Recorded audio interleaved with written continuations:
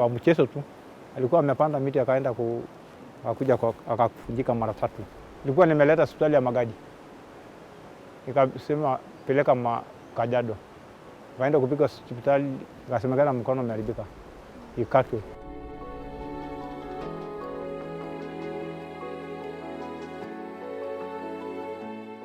Isaiah was one of the boys in the areas that I operate from, and Magadi is an area that temperatures go up to almost 43 degrees, and sadly the boy would spend his day wearing a heavy jacket to hide his shame.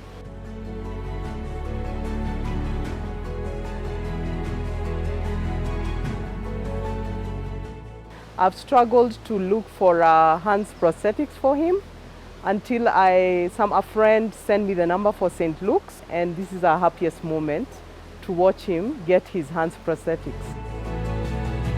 Na hiyo mkono, asanti, nimepata hiyo mkono. Ataenda tena kujisaidia sana. Mimi nataka apate nafasi ya kusoma kabisa mpaka mwisho. So Isaiah is going to be that child who people see and know that if only you come out, there are people willing to give you support. And he's now going to shine back in school. He doesn't have to wear his jacket anymore. He really watched me drive the entire journey. And at some point he actually said, I hope when I get my hand, I can also drive.